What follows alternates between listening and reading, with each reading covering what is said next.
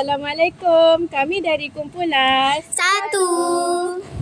Kami akan membentangkan tajuk kaum Bidayuh.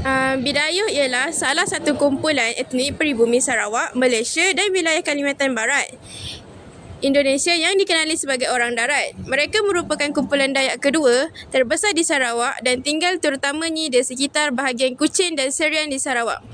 Kaum ini terdiri daripada beberapa kumpulan etnik yang lebih kecil seperti Jagoy, Biatah dan Bukar Sadong yang masing-masing mempunyai bahasa dan dialek yang tersendiri.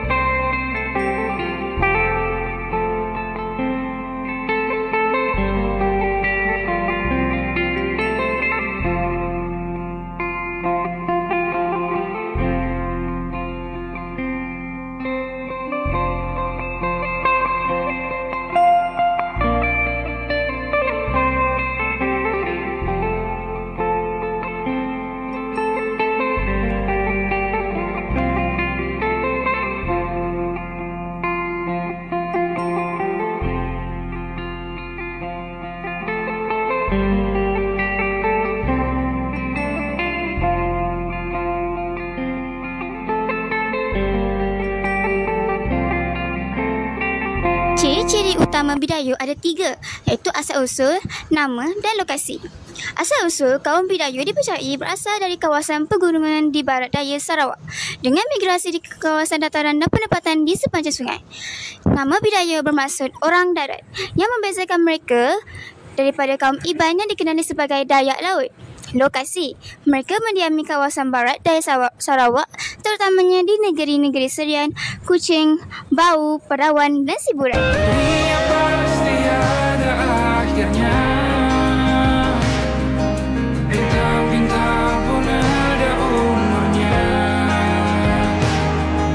Maka tenang saja kita di sini berdua. Nikmati sementara yang ada.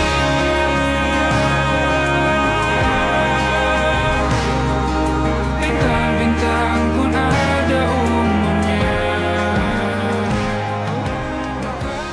Bidayuh terbahagi kepada beberapa etnik utama, antaranya Jagoy, Singai, Bau, berpusat di daerah Bau. Biatah, yang kedua antaranya Biatah Bidawan, terkenal kerana bahasa Bidayuh Biatah.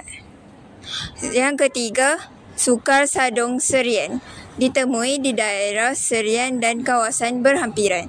Yang keempat, Bidayuh Baru Moden, kumpulan yang berkembang di kawasan tengah Kuching.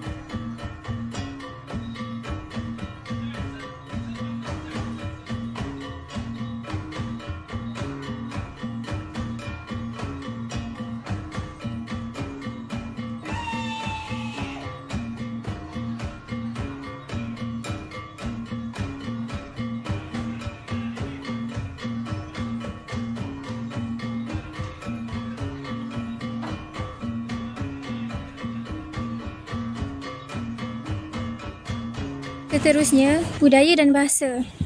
Kaum Bidayuh terkenal dengan keramahan dan seni budayanya yang menarik. Terdapat pelbagai dialek bahasa Bidayuh, termasuk Jagoy, Soromu, Singai dan Biatah, yang masing-masing mempunyai ciri khasnya.